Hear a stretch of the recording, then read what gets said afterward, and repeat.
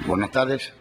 Desde la sede del Ministerio de Relaciones Exteriores de la República de Cuba, damos inicio a la conferencia de prensa del ministro de Relaciones Exteriores, Bruno Rodríguez Parrilla, en relación con el atentado terrorista perpetrado contra nuestra embajada en los Estados Unidos el pasado 30 de abril.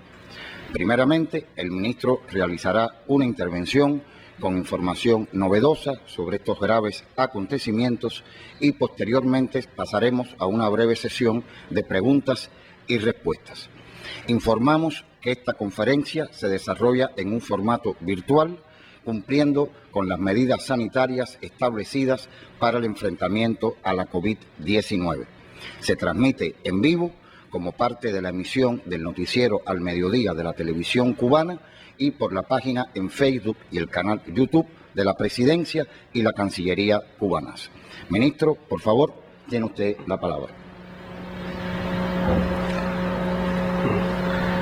Sí, muchas gracias a todos quienes desde sus casas siguen esta conferencia de prensa en Cuba o en otros países.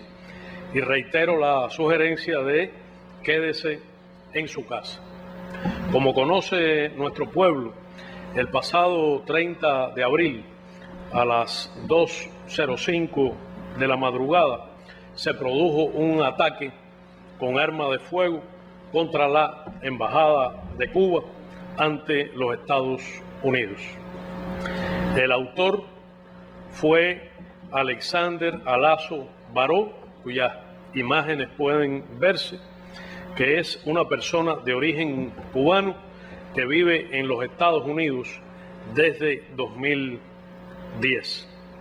Hemos reconocido la actuación profesional y rápida de las fuerzas de la policía local y del servicio secreto en el momento del ataque. Sin embargo, debo decir que el Departamento de Estado demoró casi 5 días para ponerse en comunicación con las autoridades cubanas y emitir alguna comunicación de carácter oficial sobre este grave suceso. El Departamento de Estado y el gobierno de los Estados Unidos lamentablemente han optado por silenciar este grave ataque terrorista. Hasta este mismo instante no se ha producido ninguna declaración pública de condena a este hecho ni de rechazo a un acto terrorista. Ante una situación de esta gravedad es necesario denunciar el silencio cómplice del gobierno de los Estados Unidos. Como muestran imágenes, el atacante se aproximó a la embajada, gritó frases ofensivas y lanzó contra la reja una bandera cubana profanada con varias frases incoherentes y después trató de incendiarla con gasolina. Se produjo entonces un ataque a tiros, como puede verse, contra la embajada que está en medio de la capital de los Estados Unidos, a unas cuadras de la Casa Blanca, utilizando un fusil semiautomático de asalto por parte de un individuo que viajó con el arma y las municiones desde el estado de Pensilvania. Iba con la intención de batir lo que hubiera delante, incluso seres humanos, si hubieran estado en su línea de fuego. Él mismo confesó después que actuó con intención de matar. Debe precisarse que en el momento del asalto y de los disparos empleó 32 proyectiles, había 10 funcionarios cubanos en la sede de la embajada bajo fuego. Es necesario preguntar al gobierno de los Estados Unidos cuáles son sus motivaciones para mantener silencio sobre el hecho, mantenerlo alejado de la opinión pública y no lanzar mensajes de disuasión de actos como este en cumplimiento de sus obligaciones legales como país sede de la sede diplomática. Se trata de un acto terrorista, un acto cometido contra nuestra sede diplomática en Washington, pero que no puede verse separado, sino como un resultado directo de la política y del discurso agresivo del gobierno de los Estados Unidos contra Cuba, del discurso de odio y de la permanente instigación a la violencia de políticos estadounidenses y grupos extremistas anticubanos que han hecho de este tipo de ataques su medio de vida. Se sabe que Alaso Baró planificó el atentado con suficiente antelación, que visitó el lugar de los hechos previamente y con fines de exploración unas 2 semanas antes del ataque. Se declaró en el momento de la agresión como un seguidor del actual presidente de los Estados Unidos. Vieron los carteles que profanaban la bandera cubana y se arropó en la bandera de los Estados Unidos. No ofreció resistencia al momento de ser arrestado, como acaban de ver en las imágenes de video. En los documentos legales a los que el público ha tenido acceso, se establece que, según la esposa, Alaso Baró visitó un hospital en que seguramente expresó sus sentimientos y delirio de persecución de supuestos grupos criminales cubanos o del propio gobierno cubano, y posteriormente visitó las oficinas de varias agencias de aplicación de la ley, es decir, de varias agencias de seguridad nacional de los Estados Unidos, para formular acusaciones contra nuestro gobierno y denunciar que éste supuestamente pretendía asesinarlo.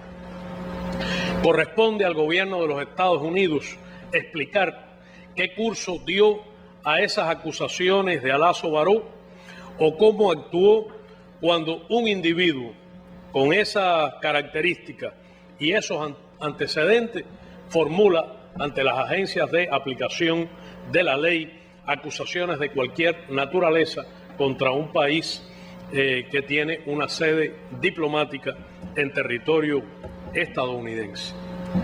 Debo decir que se aprecia negligencia en la conducta del gobierno de los Estados Unidos, que no actuó ante informaciones de esa naturaleza.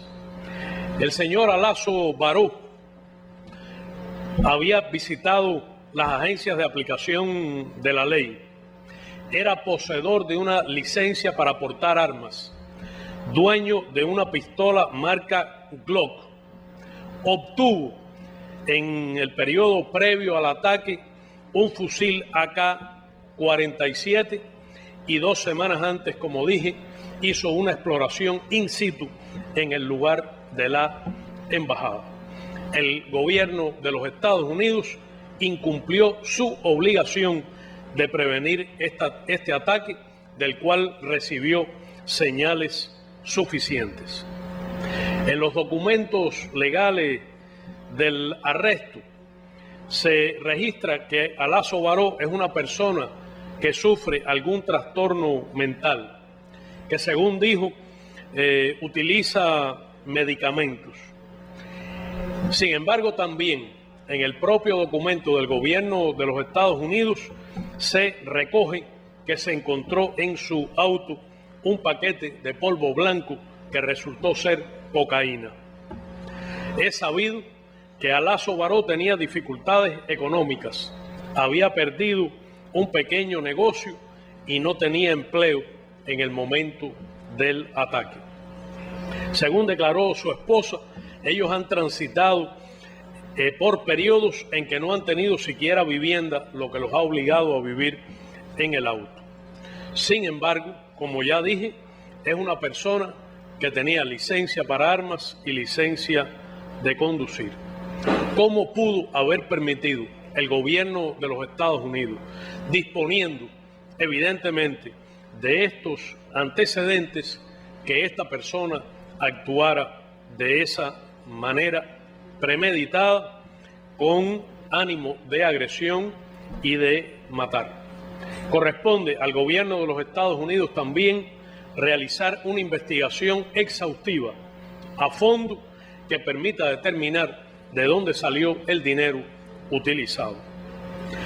Según documentos legales, Alaso Baró actuó motivado por odio a Cuba y por temor a agresiones de supuestos grupos criminales cubanos que todo el mundo sabe que no existen. Es sabido que en Cuba no hay organizaciones criminales ni crimen organizado. Esto lo sabe el gobierno de los Estados Unidos y todo el mundo. Debo informar que Alaso Baró, en su infancia y juventud y mientras vivió en Cuba, mantuvo una conducta social totalmente normal, con inclinaciones religiosas, y en su etapa profesional se dedicó a la labor pastoral. Cumplió de manera normal el servicio militar general sin ninguna dificultad o suceso relevante alguno. En el año 2003, Alaso Baró viajó a México con una visa religiosa para asentarse allí, habiéndose casado antes con una ciudadana mexicana de similar vocación. Residió en México durante varios años y mantuvo una relación normal con Cuba. Viajó a nuestro país en 8 ocasiones, la última vez en el año 2015. Una relación como la que tienen con Cuba los cubanos que residen de manera permanente en el exterior. Hay que recordar que en años normales, antes de las medidas de recrudecimiento del bloqueo y restricción de los viajes de cubanos a Cuba, nuestro país era visitado por más de 600.000 cubanos anualmente. De manera que, dentro de las relaciones normales que tiene el país con los cubanos que residen en el exterior, dentro de sus propósitos de reunificación familiar, facilitación de los viajes y del derecho a viajar, Alaso Baró visitó frecuentemente nuestro país, la última vez en el año 2015. Debo decir que durante su periodo en el exterior también tuvo contacto regular y recibió servicios consulares de manera normal por parte de nuestras oficinas. De manera que ha quedado establecido que el señor Alaso Baró nunca tuvo ni ha tenido ningún problema en Cuba ni con su país de origen. Hay que preguntarse, y hay que preguntar al gobierno de los Estados Unidos, cómo un individuo con una conducta normal, religiosa, pacífica, se transforma en alguien con problemas mentales, que con escasos recursos económicos se hace poseedor de un fusil de asalto, se traslada, viaja de un estado a otro de la Unión y se lanza a cometer una agresión armada contra una sede diplomática en la capital de esa nación. Debo decir que Alaso Baró en el año 2010, incluso antes de sus últimos viajes a Cuba, se mudó a los Estados Unidos y radicó primero en Miami, después en Texas, posteriormente en Pensilvania y quizá en otros lugares. Pero es obligación del gobierno de los Estados Unidos investigar a fondo, con precisión, cuáles son los vínculos, las conexiones de Alaso Baró con grupos e individuos dentro de los Estados Unidos con una trayectoria conocida de manifestaciones de odio y de instigación a la violencia o incluso al terrorismo contra Cuba.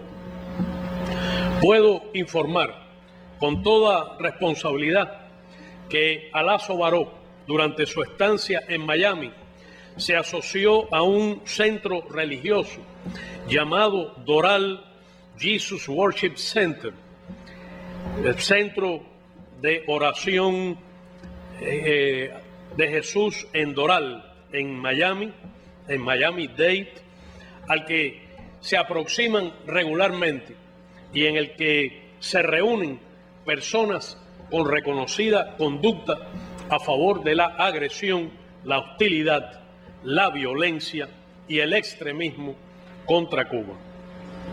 En ese centro entró en contacto Alaso Baró con esta persona, que es el pastor Frank López, al que mantenía un constante seguimiento permanente en Facebook.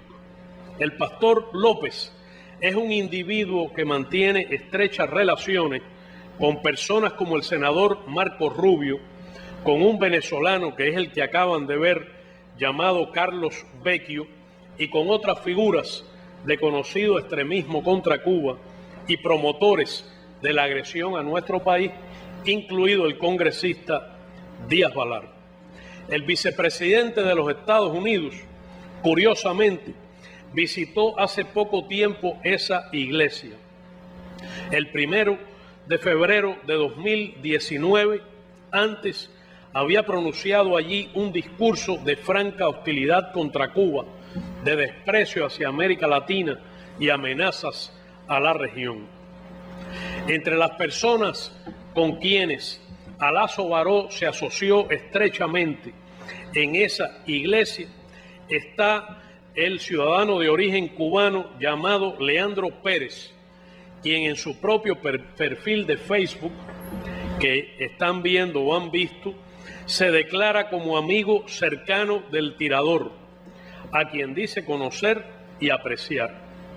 Leandro Pérez es conocido por sus incitaciones públicas en las redes sociales a favor de acciones de magnicidio en Cuba.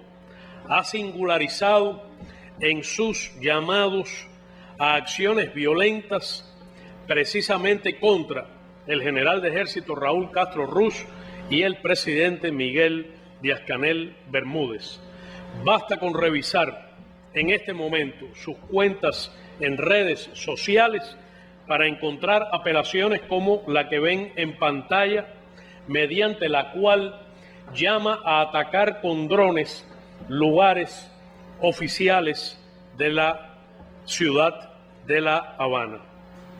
El 5 de febrero de este año usó Facebook para intentar amenazar a Cuba con tener listos drones que se utilizarían para agredirnos.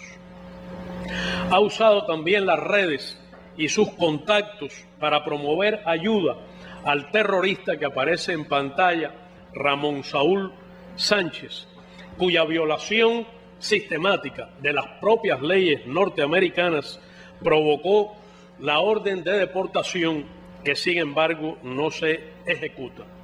Los vínculos de Saúl Sánchez con el terrorismo contra Cuba están ampliamente documentados.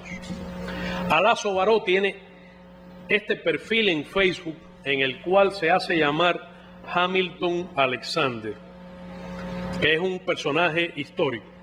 En él comparte los mensajes de un individuo que han visto en pantalla, que promueve canciones de estilo y contenido marginal con incitaciones abiertas a actos de violencia contra funcionarios diplomáticos precisamente en los Estados Unidos.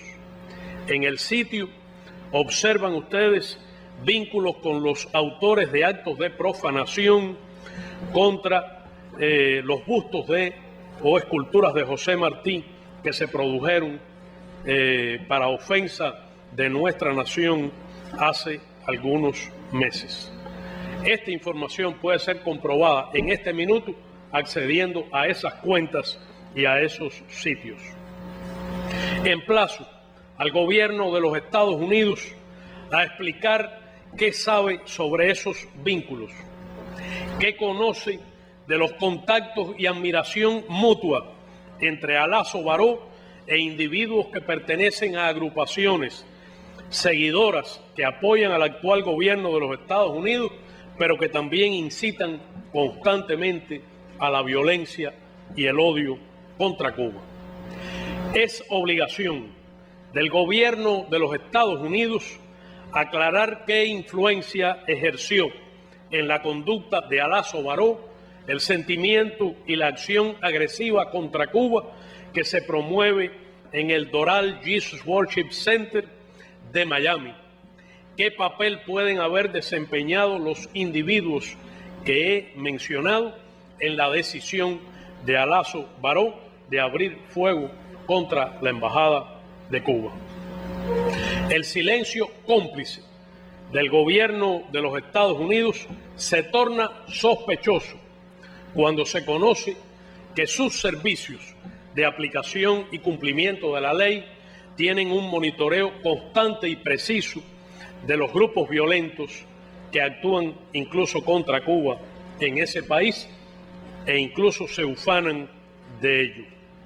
Hay derecho a preguntarle al señor secretario de Estado Mike Pompeo qué sabe él de estos asuntos, sobre todo cuando suele pronunciarse de manera constante con relación a Cuba, pero que sin embargo no ha dicho una palabra sobre el ataque ocurrido. Es deplorable que el secretario de Estado, mientras mantiene silencio sobre el ataque terrorista, se haya pronunciado contra Cuba. Dedique pronunciamientos permanentes y casi diarios a atacar la cooperación médica internacional cubana y a calumniar a nuestros médicos que trabajan en otros países, incluso en medio de la pandemia de COVID-19.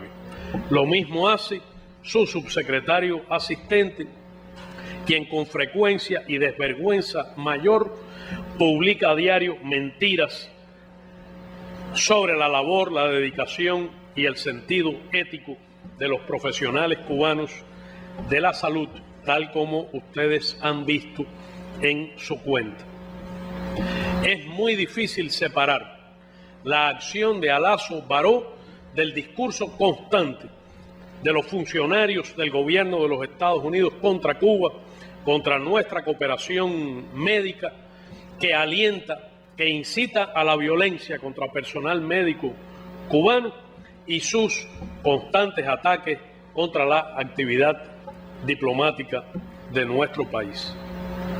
Un gobierno que aplica una política genocida, que defiende como legítimo castigar a todo un pueblo que ha decidido ser libre, que aplica un bloqueo económico, comercial y financiero que tipifica, según la Convención contra el Crimen de Genocidio, como un acto de genocidio. Un gobierno que considera aceptable agredir a las familias cubanas. ¿Qué relación existe entre esas políticas y estos actos? Yo afirmo de manera directa que este ataque contra la Embajada de Cuba, de naturaleza terrorista, es un resultado directo de una política oficial de instigación al odio y a la violencia contra mi país. Quien escuche los pronunciamientos y falsedades constantes del Departamento de Estado y del propio secretario de Estado observará que hay constantemente una apelación al resentimiento y el odio a Cuba. Existen además evidencias de la participación de funcionarios del gobierno de los Estados Unidos en las acciones violentas que se produjeron contra los colaboradores de la salud cubanos en Bolivia durante el reciente golpe de Estado. En su momento se presentó evidencia fotográfica de la participación de operativos estadounidenses y vehículos con chapa diplomática norteamericana en acciones de hostigamiento y acoso contra médicos cubanos en La Paz. que entienda que actúa en línea con la política agresiva y de hostilidad que pregona y practica constantemente el gobierno de los Estados Unidos, puede sentirse alentado a cometer actos violentos. Quien crea que coincide con mensajes de odio y violencia contra Cuba que se promueven a diario en la radio, la televisión y las redes sociales, de figuras oficiales y de grupos violentos desde territorio norteamericano, puede asumir que cuenta con respaldo para cometer actos como el del 30 de abril. Si hubo odio en la actuación de Alaso Baró, puede afirmarse que es un odio inducido por el discurso agresivo del gobierno de los Estados Unidos, de los políticos y agrupaciones que viven de la hostilidad contra Cuba y resultado de la acción de promoción de la violencia que se realiza por diferentes grupos, en particular en Miami. El gobierno de Cuba espera por resultados de una investigación exhaustiva y a fondo de este ataque terrorista. Veremos si el gobierno de los Estados Unidos encuentra alguna explicación plausible a los vínculos de Alaso Baró con las agrupaciones extremistas y violentas que he mencionado y cómo explica la relación ineludible entre esos vínculos y esos actos y el ataque contra nuestra misión diplomática. Observemos imágenes que esperamos que el gobierno de los Estados Unidos aclare en su momento, de personas que apenas horas después del ataque terrorista se acercan y fotografían la embajada de Cuba y que son de reconocida conducta agresiva y de hostigamiento contra esa sede diplomática. Puedo mencionar a Yoaxis Marcheco Suárez y a Mario Félix Leonard Barroso, ambos asiduos participantes en actos de hostigamiento contra los diplomáticos cubanos. Dejo en esta rueda de prensa varias preguntas al señor secretario de Estado Mike Pompeo. Corresponde a usted, señor secretario, dar respuestas al pueblo de los Estados Unidos, al pueblo de Cuba y a la opinión pública internacional sobre estos graves hechos y la evidencia ineludible que acabo de presentar. No podría nadie olvidar la larga y cruenta historia de terrorismo contra las misiones diplomáticas de Cuba en los Estados Unidos y contra sus funcionarios. 11 mártires tiene el Servicio Exterior de la República de Cuba, asesinados violentamente por grupos terroristas. Uno de ellos en 1981 en una avenida céntrica en Queens, en la ciudad de Nueva York. El asesinato del ex canciller chileno Orlando Letelier en una avenida céntrica de Washington es también parte de esa histórica. Muchas de las evidencias que existen sobre el ataque terrorista contra la embajada cubana son públicas. No todas, no son las únicas. Entre ellas hay abundante información de redes, en redes y en otros medios públicos. Reitero que el gobierno de los Estados Unidos ha optado por silenciar, no denunciar, no condenar, no rechazar un acto terrorista cometido contra una sede diplomática en Washington. El ametrallamiento contra la embajada de Cuba con un fusil de asalto y con la intención de matar es resultado directo de la política agresiva del gobierno de Estados Unidos contra Cuba y de la tolerancia e instigación a la violencia de políticos y grupos extremistas anticubanos que han hecho de los ataques de este tipo un medio de vida. No es un secreto que los sectores con una trayectoria extrema contra Cuba han logrado una influencia desproporcionada en la Casa Blanca y algunos de ellos hoy participan en el control, lamentablemente, de la política de los Estados Unidos hacia Cuba, lo que nuestro gobierno ha denunciado de manera contundente, oportuna y sistemática. Estos son los hechos alrededor del ataque y las causas profundas que llevaron a este, junto a la omisión del gobierno de Estados Unidos de condenar y denunciar, y junto a su negligencia criminal de no haber atendido los numerosos datos que tuvo previamente y que le pudieron haber permitido evitar que este ataque terrorista se consumara. Muchas gracias. Bien, ministro, tenemos una primera pregunta, la formula el diario The Washington Post. La pregunta es la siguiente: ¿está usted satisfecho con la manera en que la policía local manejó el ataque? En mi conferencia de prensa anterior y en esta acabo de expresar nuestro reconocimiento a la actuación rápida y eficaz en el preciso momento de los hechos de la policía local y del servicio secreto para reprimir al agresor. Hemos recibido también, ministro, otra pregunta, en este caso el diario Granma. Usted explica que ha habido silencio de las autoridades del gobierno de los Estados Unidos, incluido el Departamento de Estado. Granma pregunta: ¿ha recibido reacciones de otros actores en Estados Unidos? De numerosos. Varios senadores y congresistas se han dirigido a nuestro embajador, a nuestra embajada, condenando lo ocurrido y expresando solidaridad frente a un hecho de naturaleza terrorista como este. Numerosos ciudadanos y ciudadanas norteamericanas han hecho lo mismo. Personal diplomático, es decir, diplomáticos, embajadores acreditados en Washington también.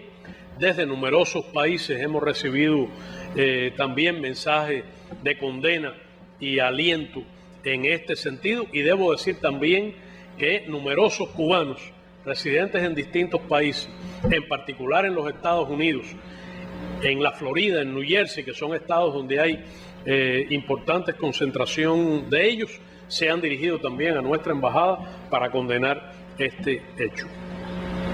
Muy bien. La siguiente pregunta la formula el canal 10 ABC Miami y dice así: Canciller, en un tuit usted dijo, y cita, «Es responsabilidad de los estados proteger a los diplomáticos acreditados y sus instalaciones». Fin de la cita. Pero los críticos del gobierno cubano y funcionarios del gobierno de los Estados Unidos han dicho que el gobierno cubano no protegió a los diplomáticos estadounidenses en La Habana. Pregunta en concreto: ¿qué similitudes o qué diferencias tienen ambos incidentes? Sí, confirmo rotundamente que es obligación de todo Estado la protección de la integridad, la dignidad y el normal funcionamiento de una misión diplomática y del personal diplomático y sus familiares, tal como Cuba cumple escrupulosamente. Hay diferencias fundamentales.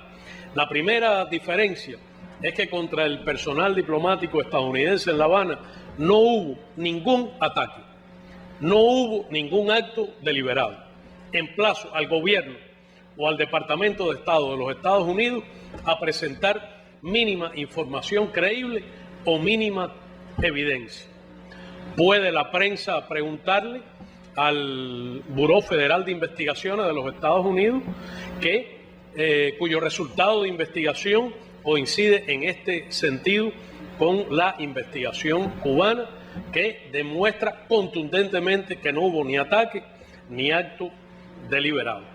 En segundo lugar, el gobierno cubano, desde los primeros momentos en que se movió alguna información con relación a este asunto, o en las primeras horas después que la embajada norteamericana se había puesto en contacto con nuestra Cancillería, al más alto nivel se dirigió al gobierno de los Estados Unidos, ofreció completa y plena cooperación, información, disposición a recibir investigadores norteamericanos y a cubrir todas sus necesidades, incluida la toma de muestras y la exportación de estas. Designó un equipo de expertos del más alto nivel internacional y propuso numerosas acciones de cooperación, incluso en el plano de la cooperación entre ambos equipos médicos, el norteamericano y el cubano, que el gobierno de Estados Unidos rechazó o impidió realizar. En tercer lugar, respecto a los llamados incidentes de salud de diplomáticos norteamericanos en Cuba, no hay ni un autor, ni una hipótesis, ni una evidencia, ni un arma. Aquí hay un atacante, un fusil AK-47, 32 casquillos de proyectiles, 32 orificios de bala, declaraciones de la intención de agredir y de matar. Recuerdo que en los documentos legales se reconoce que el atacante confesó que si hubiera salido de la embajada cualquier diplomático habría hecho fuego sobre él. Y una diferencia, habría otras, pero otra diferencia significativa. Cuba en este momento espera por el resultado de investigación del gobierno de los Estados Unidos, tiene la esperanza de que haya una investigación exhaustiva y de que se compartan con transparencia sus resultados. Tiene también la esperanza de que el gobierno de Estados Unidos cumpla su obligación de adoptar medidas suficientes para prevenir que hechos como este se vuelvan a producir en el futuro contra diplomáticos o sedes diplomáticas cubanas o de cualquier otro país en los Estados Unidos. El gobierno cubano no ha hecho amenazas, no ha aplicado medidas de bloqueo, no ha hecho advertencias a los viajeros, no ha expulsado personal norteamericano de La Habana, no ha desmantelado su embajada o su consulado en Washington. Todo esto sí se hizo, sin una hipótesis, sin información creíble y sin una sola evidencia por parte del gobierno de los Estados Unidos de América contra Cuba, con el pretexto de aquellos llamados incidentes de salud.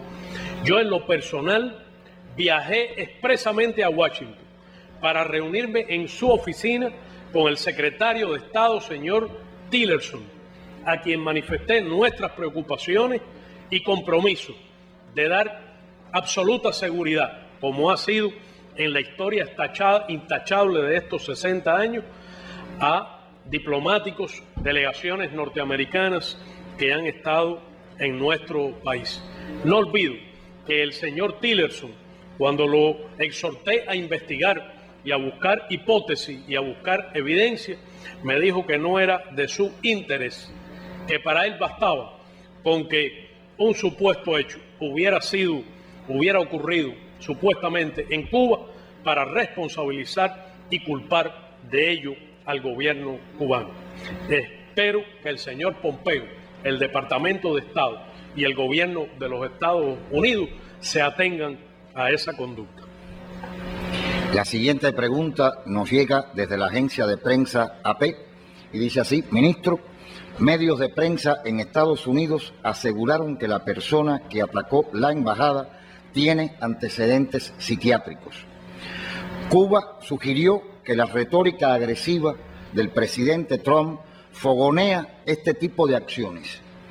Dado que el atacante es una persona emigrada, ¿tiene Cuba antecedentes médicos o historia clínica de dicha persona que confirme o no su enfermedad?